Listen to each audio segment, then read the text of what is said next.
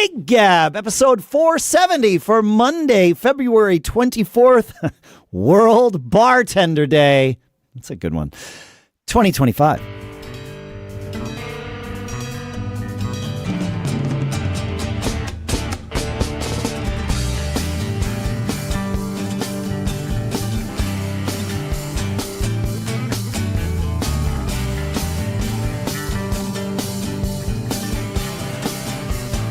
Greetings, folks, and welcome to Gig Gab, the show by, for, and about working musicians here on World Bartender Day in Durham, New Hampshire. I'm Dave Hamilton, and my guest co-host today, returning to the show, Daniel East. We're going to talk about some specific things that we left hanging last time. Dan, thank you for coming back. Thank you. And you know, Dave, it's amazing. I listen to the show all the time, and I cannot thank you enough for all of the kind words, episode after episode. I can't even believe it. I was like, it's very humbling, and I really appreciate the fact that you shout out to me every now and then. It's just really cool. Yeah, well, I mean, we have the Gig Gab community, and we all contribute to it in the ways that we can, and you are absolutely one of those contributors. I don't want to say this show wouldn't have existed without you. It wouldn't have existed without Paul. And Paul, if the schedule gods permit, will be here next week. But awesome. That's great. Yeah. Paul Kent, for those of you who don't know Paul, he was the one who came up with the idea for Gig Gab 10 years ago, by the way. In fact, this episode comes out on Monday the 24th. We are recording this on Wednesday the 19th, which in fact is the 10th anniversary of Gig Gab. The first episode was released on February 19th, 2005. No, 2015. Sorry, I added 10 years very quickly and retracted it. But Paul, it was Paul's idea to do this. But you were part of Paul and I learning about each other as musicians early on. And so our friendship perhaps is at least due in part to your connection of us both. So, well, we've had some amazing hangs over the years, the three of us. Yeah. I mean, that's part of being friends, and that's through everything, watching the show evolve and the times that we've had to hang out together when we have had those opportunities, and all those things, you know, were the sum of our experience. You know, that's kind of the cool thing about it.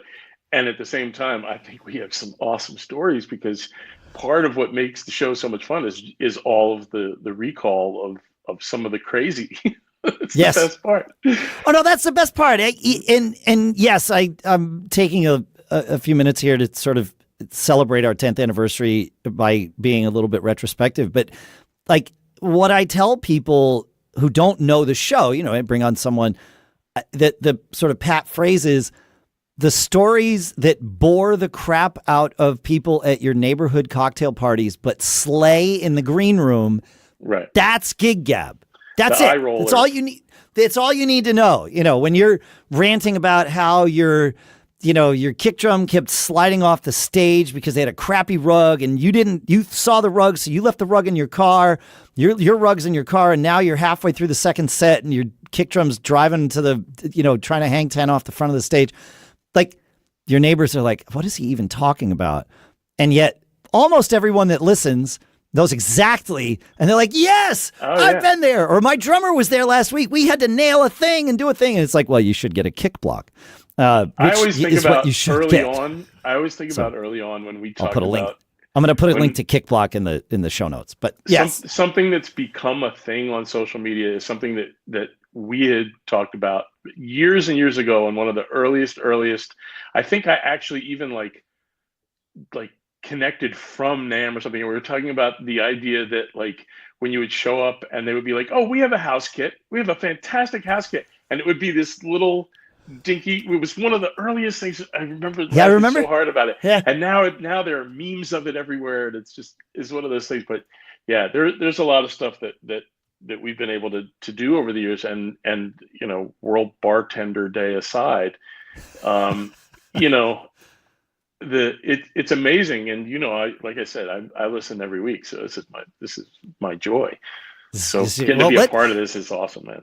So the thing that we sort of left hanging from last time that I wanted to dig into, and I'm glad you're here to do that with us today, is you are someone who, as long as I've known you and as long as we've talked about it, has recorded every gig you've done. Now, I realize that's probably somewhat hyperbole. There's certainly gigs you haven't recorded, but it's been a part of your setup process to, in some way, shape, or form, audio and or video, record your gigs. And you are a drummer, among other things, but you're a drummer. Just so everybody level sets where what Dan's setup process is like.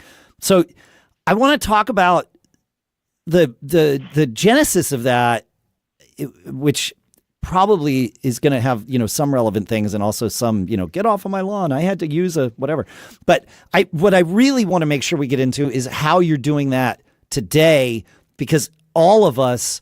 I believe we all have or are very, very close to, maybe one piece away from having the technology it takes to just make this a default part of our setups. And I want to talk about how you're doing it and then what benefits you've gotten over the years and still get from doing it. So start me down this path, oh wise one, would you please? Well, here's the thing is, I think a lot of people record their gigs. In fact, I would wonder if anybody wants to put it, post it or send in feedback or whatever. Like feedback at giggabpodcast.com, please. Yeah.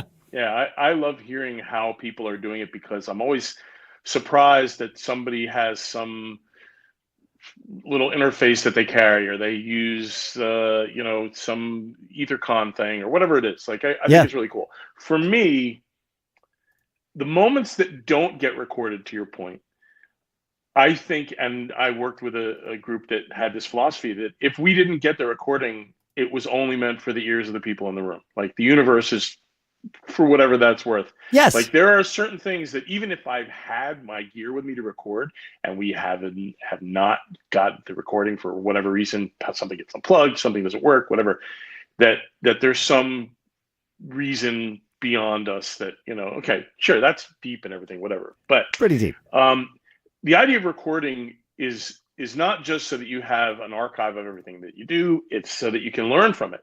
Because your mind's eyes and ears, your mind's ear, when you listen to yourself play, you will always hear things that nobody else will notice.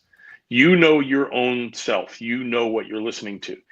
I think that using it as a learning tool, making sure that the band or the artist or whomever, some people don't like listening at all. So there have been some really cool moments, though. I have found that it's not binary for me, but there is a time factor. I made the mistake once. We recorded a gig and I was super excited about being able to record the gig. I had like a Zoom H4 or something. This is 15 years ago. I was like, this thing's going to be great. We put it at the sound front of house, recorded the gig. I packed up my stuff, plugged it in, wired it into the car somehow. It doesn't matter. And started listening on the way home because I was really excited about how the gig went. I did not need that particular myth dispelled for my ride home. I could have learned it on Tuesday instead of late Saturday night, and it would have been equally as valuable for improving my craft, but I could have had Saturday night and Sunday as days where I could just bask in the afterglow. And so I've learned that I give myself that freedom to bask in the afterglow, and then a week or two later, I go, let listen. the adrenaline wear off. Yeah, it's okay. So, I felt good. I'm gonna give myself that. Yeah. Right. And that's even if it was crap. Of course. But that's a good thing to do anyway, because the way you remember it, sometimes, you don't want to burst that bubble either.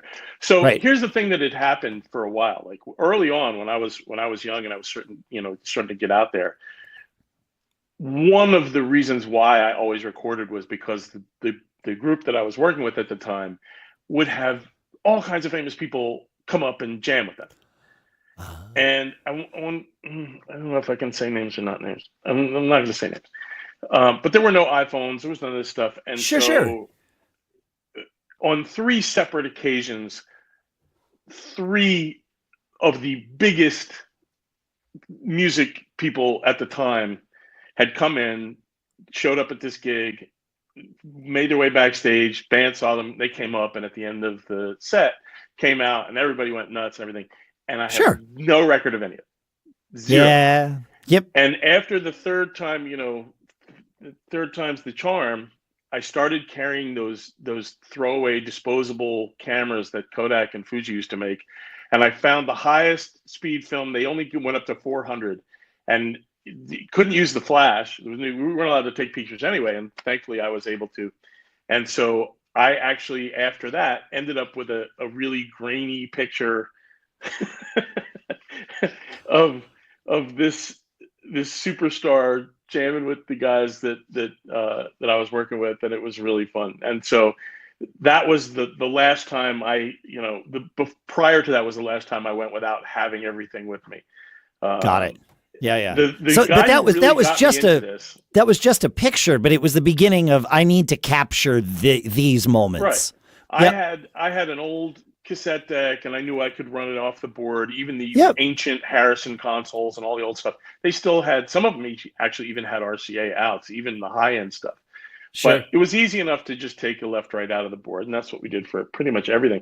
But it was really my first real sound engineer, my buddy Dave McGinnis, who is now in Denver, and he's just the nicest guy in the world. And he'd worked with about every act at the time in Philly, and got it. Toured all over the world, and ended up working for the Philadelphia Eagles, and he also ended up at Future Sonics. All very big gigs, and I was really lucky that he was not just a mentor and a friend, but he recorded everything. And so we were listening one day, and I was like, what are we listening to? He's like, oh, it's just a board tape. He's like, I record everything. He's got cases of this stuff. Yeah. So when all that stuff started, I was like, well, I have a cheap old cassette deck. I'm just going to bring it with me. So I started bringing it with me when either I was mixing or I'd give it to whoever was mixing. And I had all my own adapters and stuff, and we would do that. Sometimes I had this old Casio or Sanyo boombox that I had sure when I was a kid. Okay, but it was smashed up. It had this garbage limiter built in, so it just had mics in it. You just throw a cassette in and record. I would clean it and demagnetize it and all the stuff, and I recorded anything, anywhere. I had this little, and it was tiny. It was only this big. So all right, so but what I'm hearing here to sort of crystallize this is you were inspired because there were these moments that would never be repeated, and you wanted to capture them, if only for posterity, to look back on, later in life, whatever, maybe not even to learn from in the moment.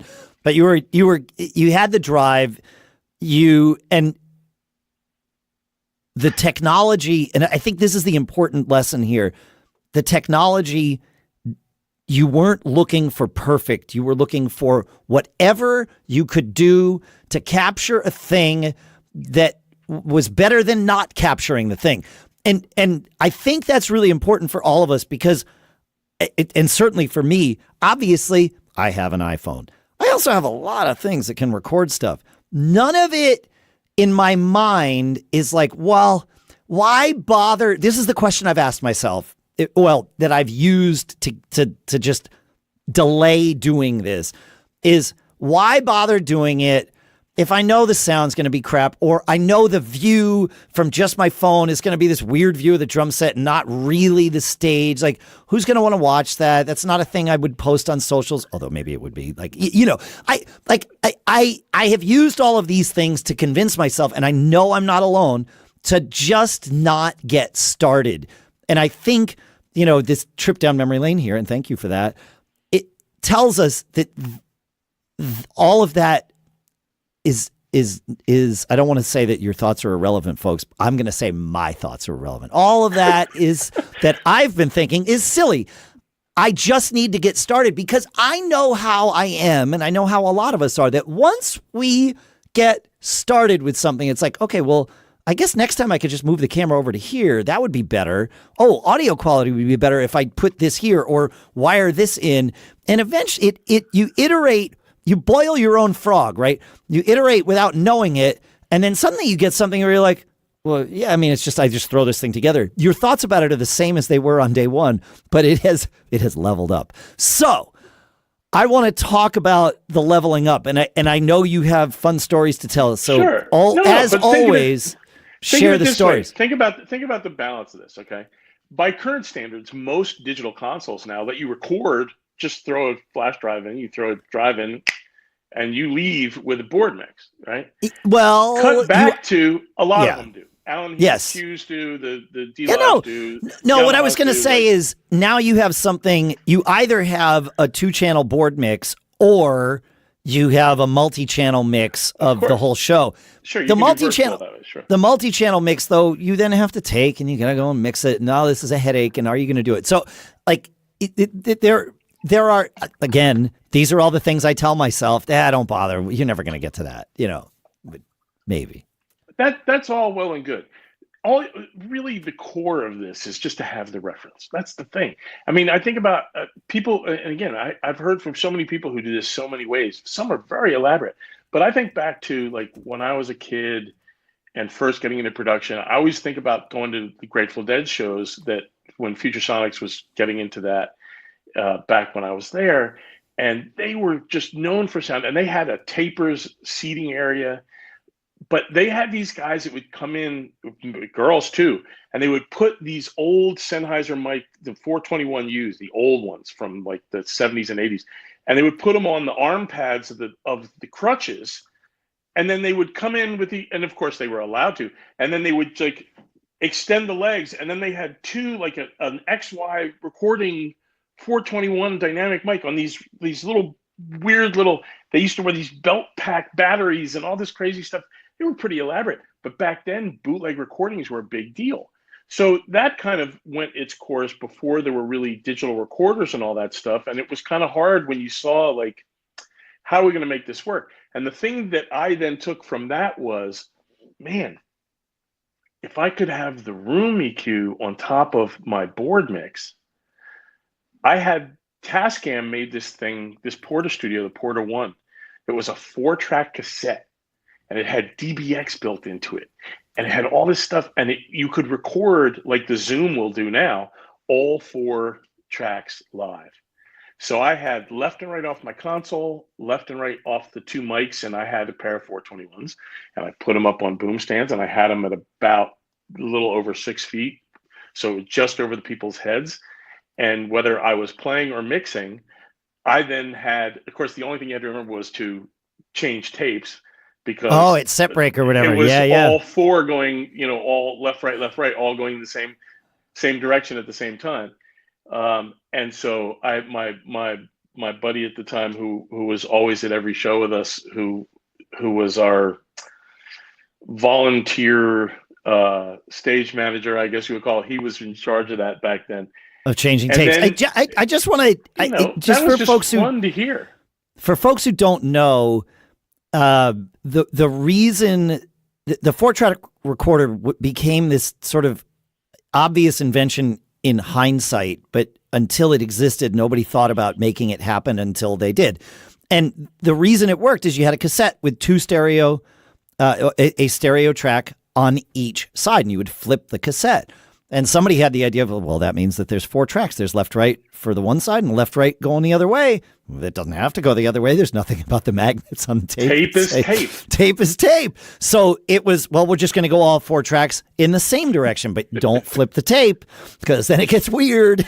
Maybe you want that. But that's where that whole 4-track idea came from. And like that was the thing that made it crazy, was to be able to hear in playback, like we'd be on like either on the bus or wherever, and like to be able to like literally hear the playback, and that helped a lot.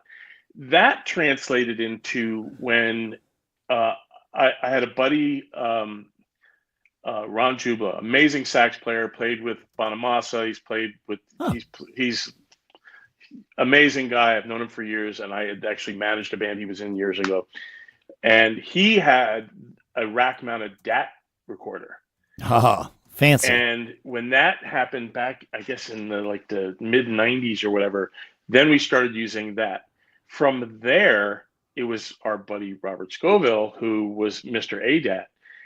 And once we could do multi-track, and I'm always grateful for him for all of that knowledge, we then took that, into that next level. I mean, all that stuff stepped up huge, especially because that was around the time the very early days of being able to stream video as well, which turned into a Sure. thing. So you would go to a show, for example, if there was an ADAT and there was a stereo mix or whatever it was, you could buy the CDs walking out the door from the show you just saw. I think Yeah. Pearl Jam did it, the That Dead was a did it, thing the for a little Pixies while. did it. Like, and Yeah. you would leave with the recording, of course. That would turn out to be a really bad idea at a certain point. But all that aside, once we got into the concept was good and we could do, even though it was awful quality, we could do live video, Periscope, and Yeah. when we Sure. had Justin TV. And I can remember I had a buddy who worked, this is, I'll go like sideways here. A guy I was friends with at Power Computing when you and I were hanging out for years, Yeah. many years ago. And he one day emailed me a link and he says, you got to check this out. And he's this amazing genius. He was in Austin. He was one of my favorite guys. We're still friends all these years later. Sure. And he said, I've been working on this with Apple. You gotta see this. It's not a secret now. And I clicked on it and it was a QuickTime video live of him waving like, what's up, dude? Yeah. I was like, oh man, this is going to change everything.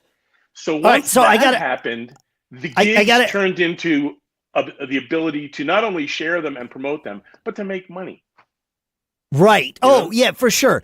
And that, I mean, certainly we see plenty of bands. I mean, we had Davis Thurston on a couple of years ago talking about the multicam setup that now is just part and parcel of what he does. In addition to his front of house mixing, he mixed, I think, 2 or 3 different bands on Jam Cruise last week. Like, it was amazing, right?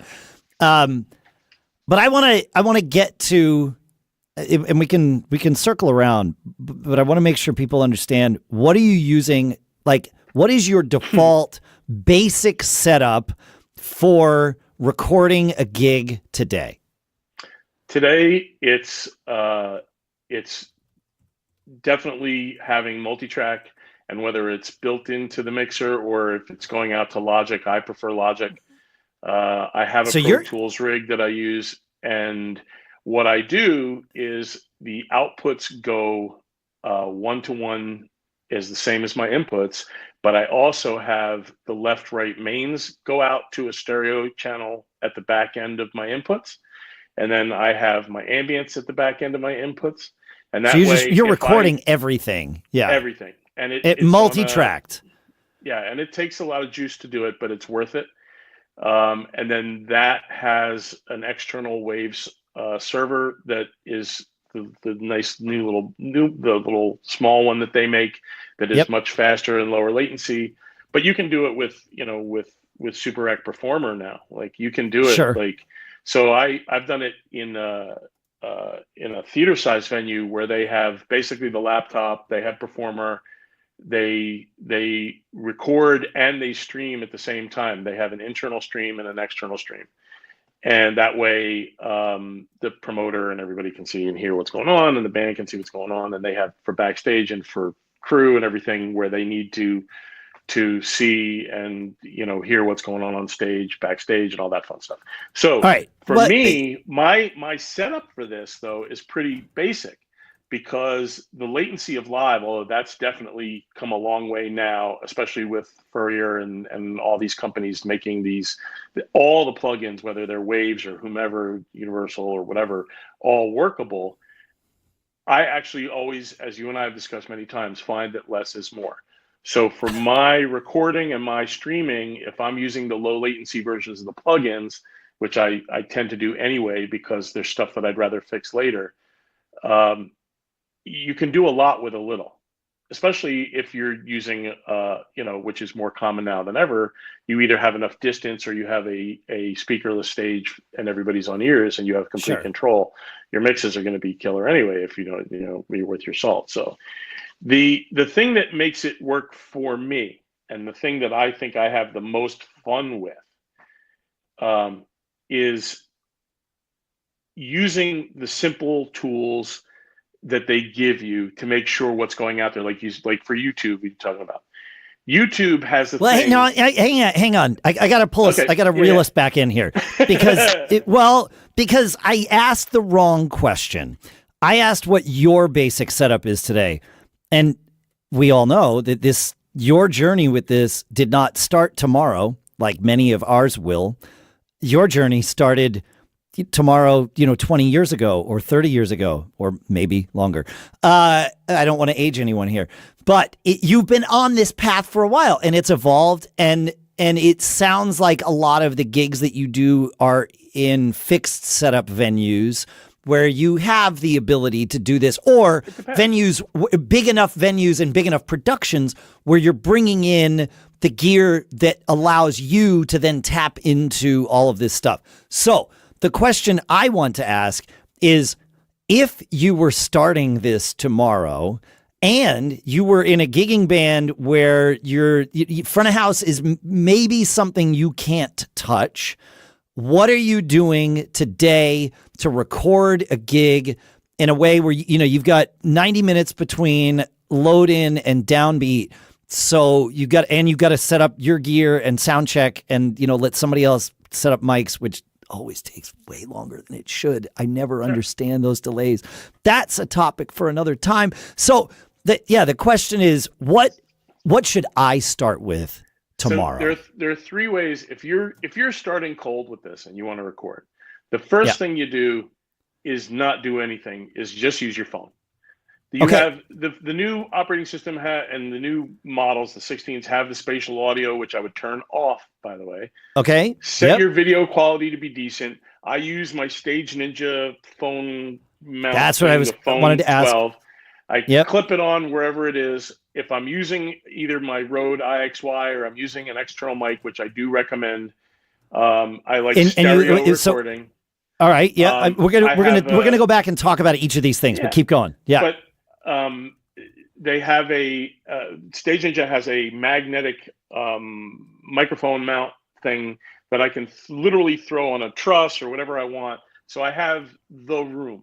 It'll go anywhere. The clamp is great, but I use what I use because it'll take anything with the threading on it. With the threading is the same. Whether I put a camera on, I can put whatever I want.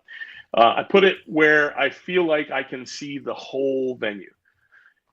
And then I just record it, and that's the start. If you start, stop. By just recording, what you need. That's it. Yeah, the first one's gonna be bad. My question is, you put it like at your drums, like upstage facing downstage.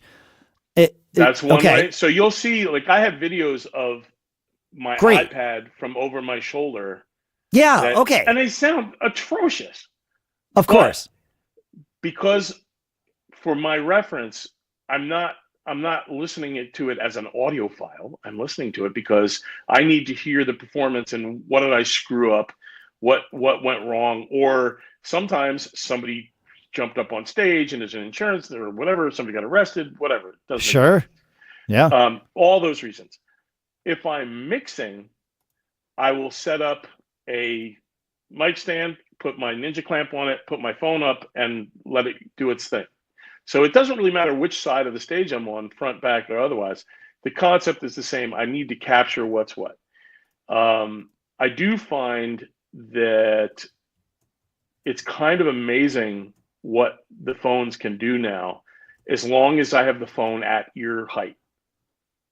As long as the phone is if where you're the doing it happens, from front of house. If I'm mixing, if I'm front of house on the gig, as long as the microphones on the phone, if I'm just slapping my phone up there, are where my ears are, is great. Because it does a really good job, a surprisingly good job, as a matter of fact. So step 2 from that. Let's say you're saying, well, no. I want to go back to we're going back to the gear. We're not on step 2 yet. No, I'm saying stay with me. On gear wise. Well, so let's say you're doing this and you go how do I do this to have I got to stop you. I have to stop you. We have to do this. We have to do this.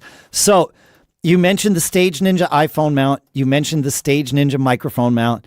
The Rode IXY, I want to talk about what this is, because it is a microphone, but it is not a separate microphone You don't put it elsewhere. It is attached to your phone. It clips onto the end, right? Is that the one we're talking about here? Yes, but I do put it elsewhere. How do you do that? It's a lightning device, so you need the USB-C. You need to. So what I do is I put an extension cable on it. The thing is, to use this mic, and they have not come up with a USB-C version of it yet. I've spoken to them about this. Is that you need to be sure that the microphone's firmware is up to date before you try to use it with USB-C. So you want to plug it into a device. They have their little app, their iRoad Recorder, Road Recorder, whatever it's called. Make sure that it's updated, and then you can use, you want to use Apple's adapter or whatever. But I use the cable.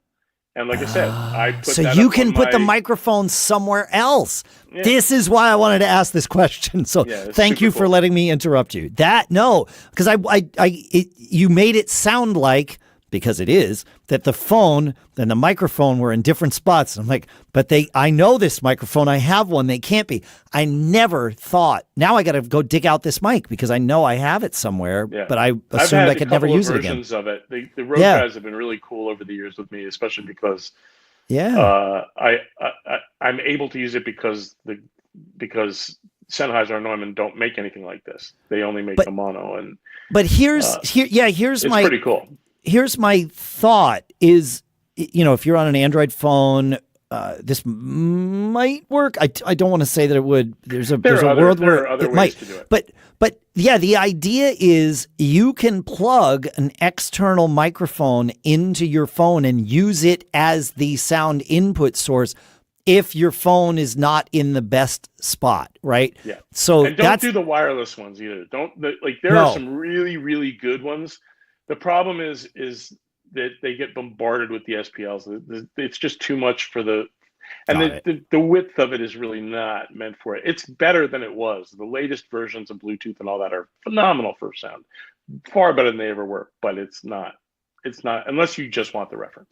Right. But another reference that you could do is to put a splitter on your IEM mix and run that into your phone and record that. Again, a lot of the worship guys are doing that now. A lot of the worship guys are taking a split, or actually most of the ear mixers, the satellite mixers have an output. Or three. Two outputs. They have a mono out or a stereo mono or a quarter and an eighth or whatever it is they have. Yeah. And that can be done as well. The problem with that is I find that kind of hard to listen to. I have a couple of guys that I've worked I have my with voice too high. My drums are mixed weird. I mean, it is interesting, as an aside, I know you and I are both into in-ears, to hear what other people's in-ear mixes sound like. But I will caution everyone from if you have not recorded and listened to your in-ear mix, do not use anyone else's as a guide to perhaps improving yours, because yours doesn't sound like the recording of your or my in-ear mix does not sound like what we think it sounds like on stage, because we're getting noise coming in from our heads and noise, coming from the stage. You have ambient, you have skeletal bleed. There is skeletal bleed. You're right. Yeah, I love your that. Nose and throat are all. Well, your nose and throat are all connected. It comes through your nose, your mouth. If your mouth is open, your ears, everything. Well, plus and if you've got those things fill in the blanks for you, Yeah, you're right. Your ears mix is not the entire puzzle. It is a piece of the puzzle that compensates for what you're not getting when you shove, block 30 dB out just from your ear holes. The rest still kind of comes in. So, but it can be helpful as long as you're A-Bing with what you're actually doing. We don't have in-nose monitors yet. Yeah, I don't want them, Dan. No. Please, no. I don't want to see it even if they have. Yeah, please, no pictures at feedback@giggabpodcast.com.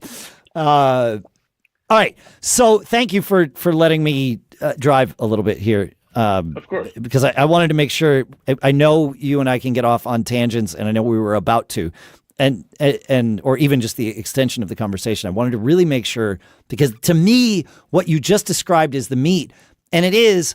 So the thing most people would need that they probably or might not currently have is a way to mount your phone that is fixed and safe if you want video. If all you want is audio, the splitter from your in-ears mix is fine, and then you're just recording to your phone sitting there. But you might as well clamp it and get some video along with it, because why not?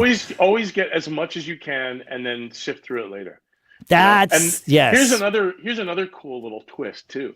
And I love the Ninja guys. And you know them. Like, they have this thing called an SSA kit that takes the regular Ninja and puts a Y adapter at the base of it, so that you can now have two goosenecks. One can be your phone, one can be the mic. Or I actually use it on my drum overheads. I have one clamp, and then the overheads, I have X wide over my drums on one stand, and I don't have to have two big giant boom stands anymore. It's really cool. And they give you the camera mount with it. So if you're using a GoPro or whatever, you can have one of them has your GoPro or your whatever camera or whatever, anything that takes that thread, really. Yeah. And then it's amazing. You can use it for two mics. You can use it for a mic and a guitar, like, a mic on your vocal. You can use it for whatever. But to have that ability is really, really cool. I love that. That's cool. And that's been cool to record as well. I also have some dumb stuff. Like I got to sit in with, this was a few years ago, Albert Castiglia, he's an amazing blues guy. He's actually doing gigs with Bill Murray and the Blood Brothers right now. Oh, yeah. And I've known him since he was young. He used to come and sneak in the clubs and stuff. And was out, and he had me come and sit in. And I literally opened the camera on my phone, video, hit record, and I just put it on the floor next to me because I just wanted to capture it. Yes. And it's still one of the most fun videos to listen to. It was just fun. Like, there's nothing about it you go, oh, that sounds great. It's like basically kick, drum, bass, and his guitar is so piercing and so beautiful, and the way he plays. And it's just a dumb thing. So it doesn't really matter what you're getting, as long as you get it. You can always find, and that's the other thing now with everybody posting stuff on social media, a lot of the time you'll see, like, somebody will have posted a video and I'll be like, let me just snag that down. I'm going to add this to it. And if you really want to take the time and turn it into something, you can do it. A lot of the guys now in some of the churches that have full production are taking their ear mixes. They're getting the recording from, if they stream live or if they're getting a recording from front of house, and they're marrying those and creating some videos for themselves. And there's a lot of that going on. We've talked about a million times Teddy Campbell, whom I love to death. He's posting gig videos from his ear mix that are remarkably simple mixes, as you were talking. Yeah. And Teddy's, Teddy, I could listen to him, do anything, and not to mention being as wonderful as he is. And when you listen to the way he records, he throws up his phone next to him and takes his ear mix, and that's what you're hearing. I'm gonna start doing that, folks. Cool. And it'll not only will it certainly be informative for me. I think there's a world where, like, we can learn to share those and sift through it and glean the information that's valuable, or the tips, I should say, that which is information, but the tips that are valuable. They make you play better too. Anything that you do, if you know somebody's watching or listening, you step up your game a little bit. You got to make sure that there's a little more happening, and it's good. And I'm that way just because I think it's more fun. There's a level of joy. You and I have talked about this before, and Paul as well. That there's a joyfulness when you have those moments on stage. And sometimes when there's a camera rolling, you don't want to necessarily. I think that mentality of holding back because you're on camera is gone in current standards. Oh, for sure. I think people like everything is on, everything, the GoPro, doorbell, Ring cameras, everything. So we've sort of desensitized enough now to where when we know we have those moments that people are really digging it, and they jump in. They're like, man, this is cool. I'm going to capture this. This is going to be a cool moment, or whatever it is. For them, even the most laid back situations, I think it's really important. And that's why, as we get into what's happening with the technology and all this stuff now, people want it to be better. We have the tools now to do this very affordably too, and have really, really good quality. Now, this is interesting. You're right that we become desensitized to the camera thing. Certainly I have, and I think you're right. We to whatever degree we all have. I'm thinking of the difference between having a camera like where you're recording. You're not streaming necessarily, right? There's not a live audience, although if you're on stage, there's obviously a live audience, right? But yeah, sometimes there's a live audience, right? Yeah, sometimes you play to the bartender. The idea of setting up a camera in like for rehearsal, let's say, versus having your keyboard player's best friend that he has to give a ride to later sit there in the room quietly during rehearsal. Those are two very different vibes, because in either case, the vibe of the rehearsal has changed. As soon as you introduce a second human in there, they are now your live audience and you're performing for them. Everybody's on different levels of their best behavior. You know, you're not going to have a moment where you stop and have one of those candid conversations like, dude, I love you. And not I love you, but I love you. And I think, would you please try playing that groove a different way? You know, like those kinds of things. You're not as likely to do that if some stranger is there in the room. But you might still be very likely to do that if you know, well, I'm controlling what's happening with this recording. So I'm going to have this conversation, and obviously we'll never share that. But when we're playing the tunes, we're now leveling them up. We're not just going through them and going through the motions of rehearsing the song. We're performing these because we know a camera is running and there's a chance that we will want to use this performance later. And I hadn't thought about it until you just said it, but it's 100% true.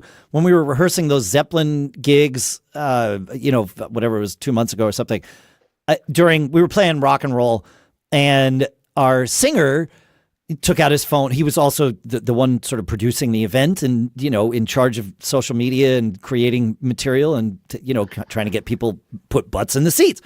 And so when he pulled out his phone and started recording the whole thing, we all knew exactly why he was doing this, and it was fine. But everybody, there was a notch up that happened, and it was like, this is interesting. Yeah. Like you said, you went up your game a little bit. It's also sort of an after effect of COVID. And when people were they had all their gear at home or in an empty club. I saw lots of empty club streams. Yeah. Where they were like, sure, you can use the place. Just, use the Wi-Fi, but, make sure nobody comes in and it's just you guys, and you start, Lysol, my Marcus Baylor calls it the Lysol ministries being in full effect. And I've always been that guy. I've always had Lysol and Clorox wipes with me and everything. But yeah, at that time, and to the point where I can remember getting called, and the guy who was directing, I guess if you could call that, Elgato had this little box that would let him, like a switcher for cameras. Yeah. It's called Stream Deck. It's called. And I got one right here. I use it for the podcast. Yeah. Oh, cool. Yeah. That's great. It's how I do everything. I cue the music. Everything is from the Stream Deck. It's great. It's a control surface. It'll do literally anything. It'll do anything. You can for picking cameras. So he would set up, and it happened to be Ninja stuff. Is kind of where we bonded on it. He had clamps, and he had put a bunch of GoPros, one behind the drummer and all over the place, and a laptop, and that was the whole thing. And he would just pick and choose, like he was directing what would go, and it was a live, board mix, stereo board mix, from an empty club. It was the coolest thing. I just loved it. And they set up like a Cash App thing. People could tip and make requests and all this stuff. Like that was the impetus for so many things that happened. Now, as you say, like all those things are like, well, now we can do pretty much anything. It's all right there. Walk away with a killer recording and video and all that stuff. And I think everybody has sort of gone down the path now of how to make the streaming sound great too, because the compression that happens from most of the services is just miserable. And you have to kind of, play to that. But you can have a really nice, video for your EPK. You mentioned a couple weeks ago, like, of an actual performance that's live, that's completely live, that's, you can say, like, There's nothing post about this. Even if you do just tweak the polish it up EQ a little bit or whatever. Yeah, Yeah, but I mean, yeah. it's amazing what you can do live now. And that's unbelievable. So this is the evolution to perhaps wet your whistle, right? Go get a clamp, Stage Ninja, whatever clamp you want. Find. I also like the Stage Ninja stuff. I don't want to dismiss them, but there are other companies that make these things, right? And get whatever. If you have something that's going to get close, fine. Throw that in your gig bag. Try it. Do it, and then you're going to start to level up. You're going to be like, well, instead of putting it here, I'm going to put it there. Like we said before, you're going to iterate slowly, and you won't even realize how much better it's gotten until you go back and compare in 2 months. It won't take long. And you'll get to a point where you're like, yeah, this is good enough. We can throw maybe not the whole song on our socials, but we throw the chorus out. And it's like, hey, look what, Dave had, Dave's recording from his vantage point, right? You sell it in that way. And people are like, I always wondered kind of what it's like to play the drums during a song. I'll tell you something else that Stage Ninja does that's super cool too. Going back to previous episodes, Stage Ninja did not pay me for this. No, but think about just so everybody knows. About the cat sass for the Ethernet and all that stuff that you've had talking about the show plenty of times. They have now, as a company, changed, and I do endorse them. I was flat out. Like I've been involved with them since they've been around for 20 years. I've been on their roster, and I love those guys. Yep. They used to make 25 or 20-foot retractable XLRs and quarter-inch whatever. They still do those custom, but they've now gotten into more industrial stuff. They now have retractable Cat6 cables and DMX cables and PowerCon cables, all using nitric connectors, all top-end commercial. They're doing stuff for AJ Foyt Racing and for Apple and for aerospace and the military, and they're doing all this crazy stuff. And now they're cabling for stages. Like you need a quad drop power box next to your drums so you can plug in your ears and your laptop or whatever you're doing, or you need anything. They have now come up with ways to do this stuff, including, as you can see there, now they do medical grade stuff too, which is like really cool, antimicrobial, all this crazy stuff.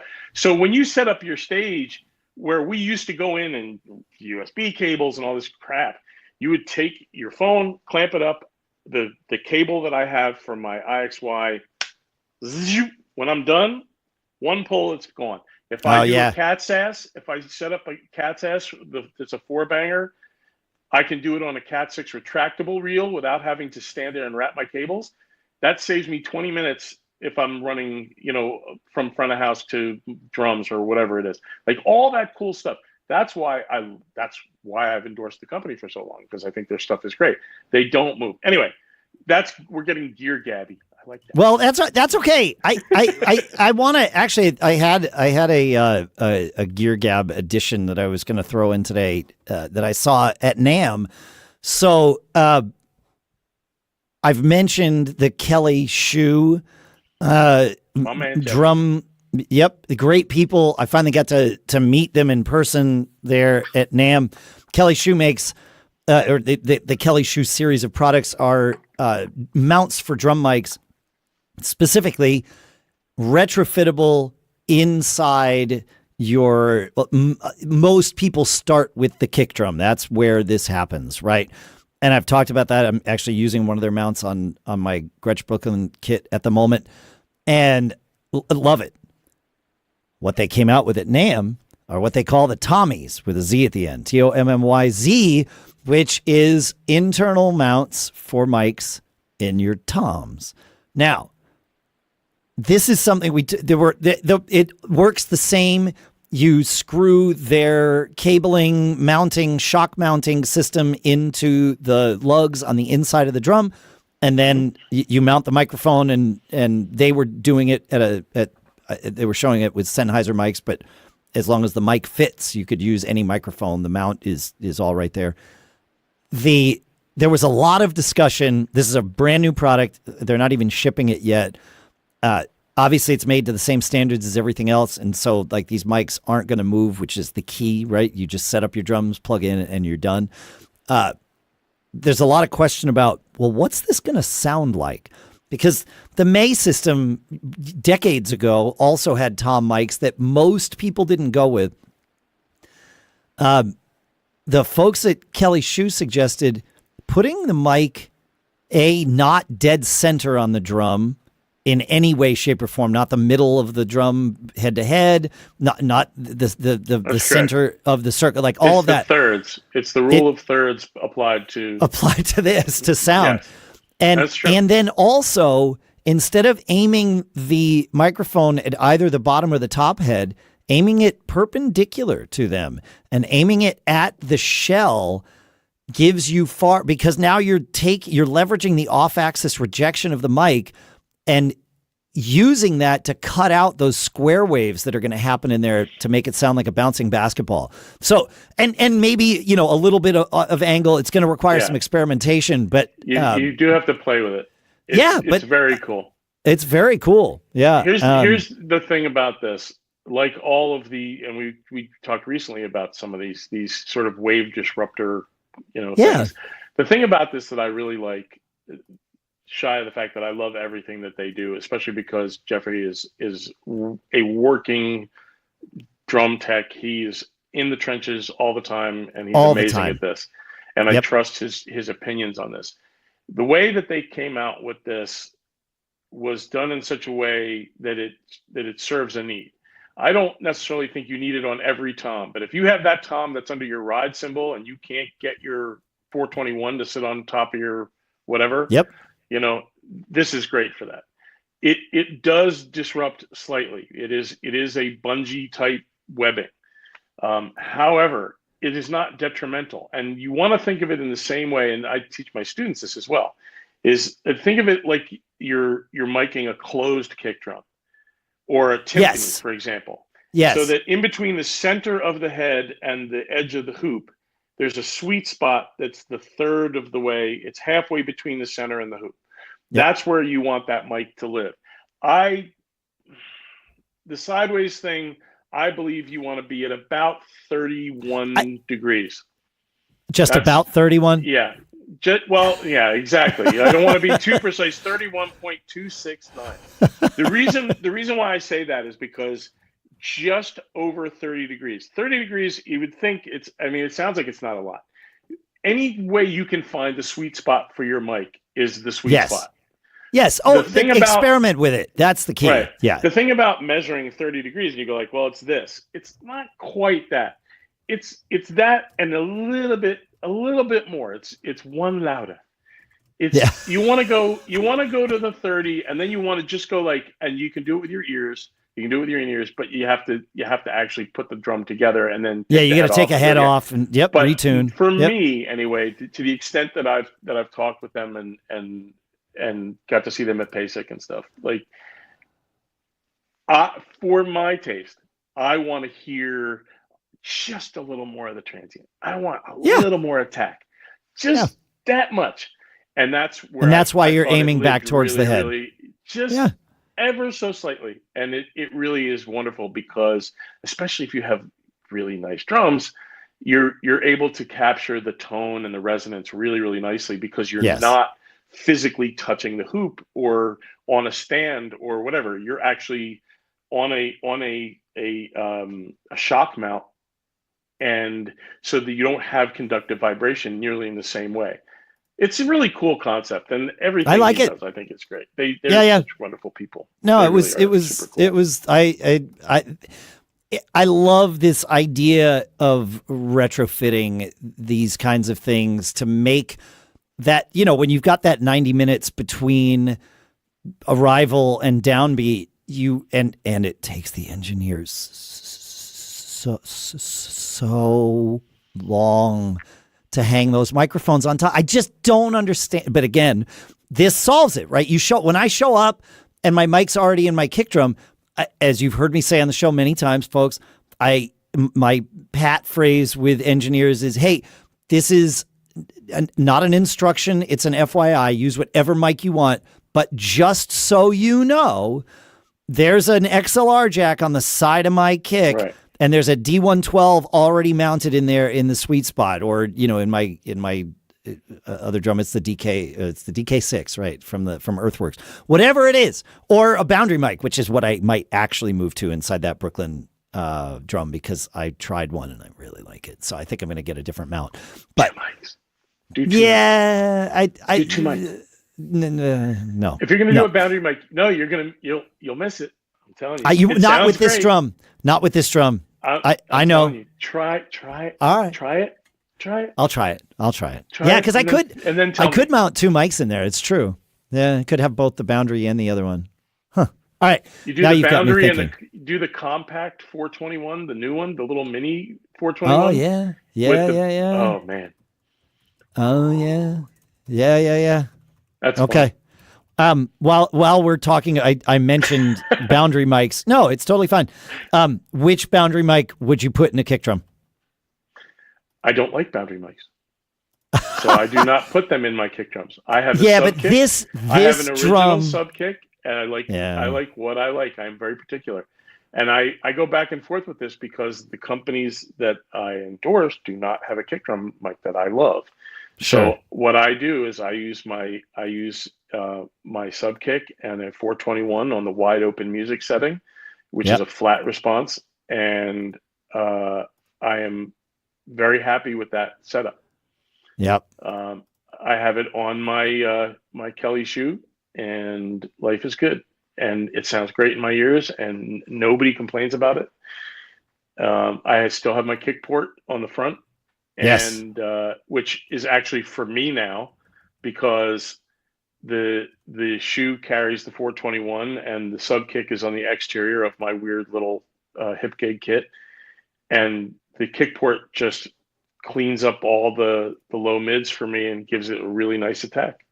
And that's what I do. Although the company is not the same company anymore, I still have my original kick port. Yeah. They're now the kick tone or something now. Yeah. It's the DM6. The DK6 is the kit, but the DM6 is the mic that I have in there now.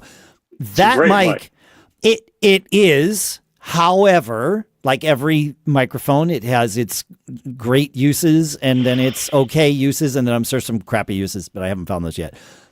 Having it inside the kick drum is an okay use of this mic, where it really, really, really shines. And again, I'm talking about the Earthworks DM6, is when it is put in, just sitting just inside the hole or your kick port or whatever.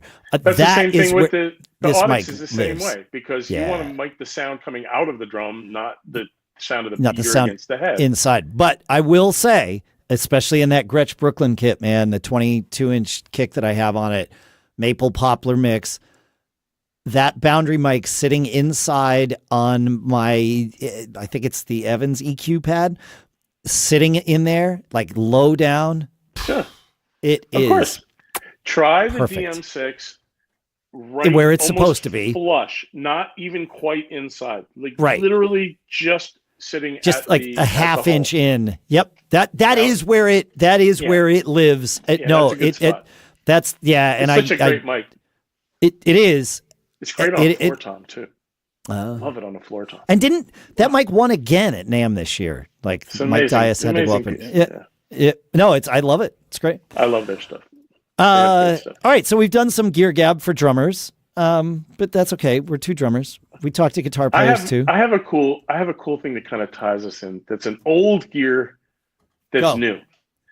So anybody, all the old school guys, studio guys, will tell you about the pull tech trick. There's this thing called the pull tech trick. Are you familiar with this? No. Pull tech is this old external EQ, and Waves has recreated it as the Puig Tech. And there's this old trick that you can do, and this is for streaming, this is for mastering, whatever. And you set your low frequency at 60 hertz, and you're going to both turn up and attenuate the same frequency. And it gives you this super tight, that punch in the larynx that everybody loves to feel, like from a kick drum and from your bass. On a mastering side, if you're streaming and you're using Waves Performer, for example. You can use their version, the Waves, the Twig Tech version of it, do the same trick, and also add a little high shelf on the top in the last bit of your mastering for your master bus for your live stream, and it opens the whole thing up. Because you're not going to hear that on an iPad or a laptop. You're not going to hear that on a phone. You're not necessarily going to hear it on a TV. But for the people that are listening on a decent sound bar or something like that, but what it does is it also cleans up some of the sound.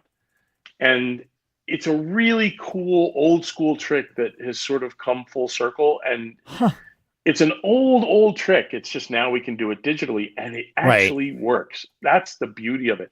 And the UAV version of the plugin works, and the Waves version of the plugin works, and it's really, really cool.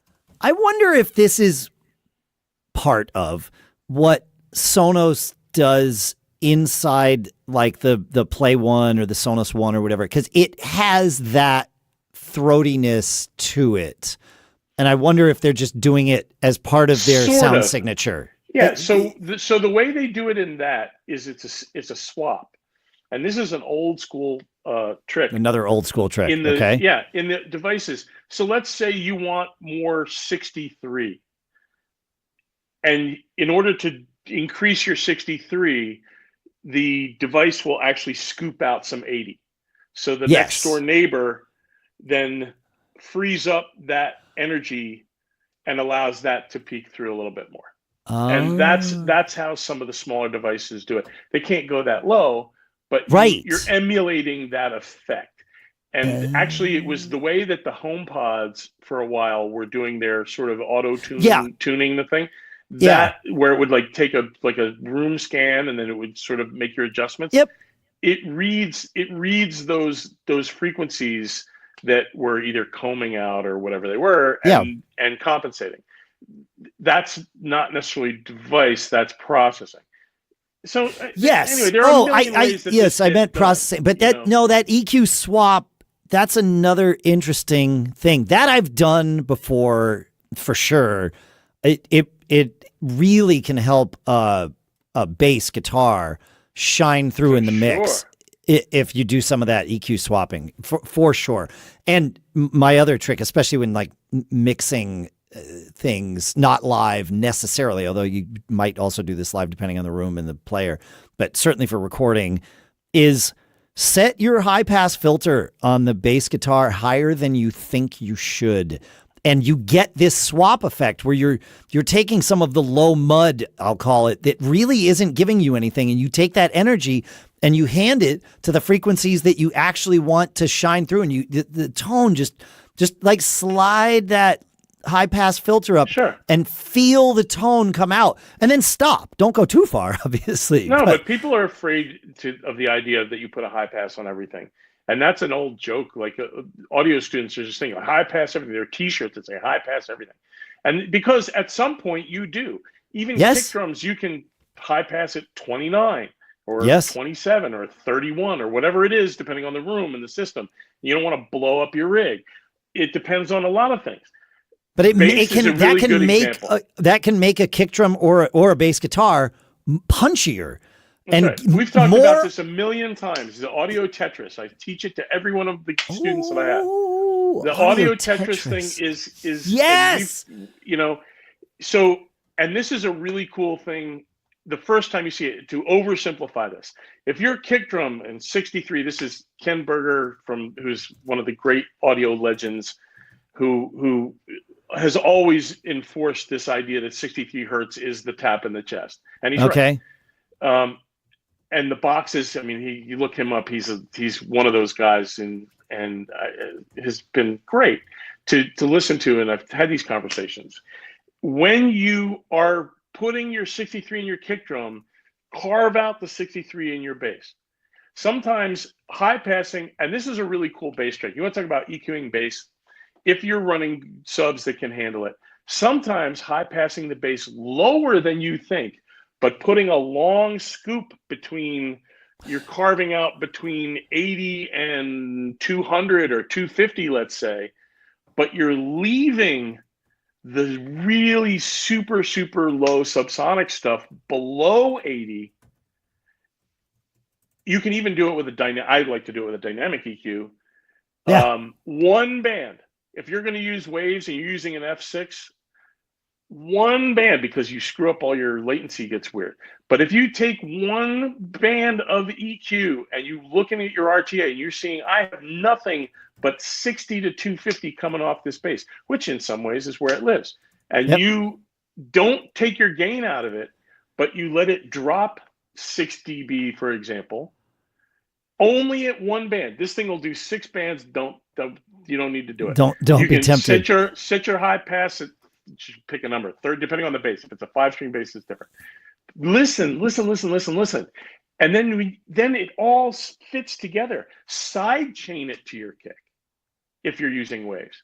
And then you have the bass tone of your dreams because you're letting it exist with, high pass without anything in the way.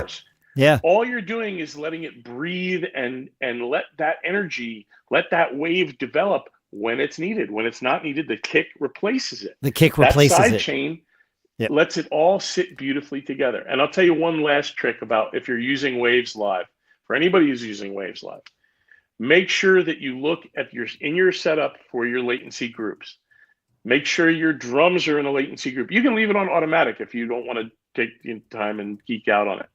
But use your latency groups so that the processing can time align all of your different plugins, because people have a tendency to overuse their plugins.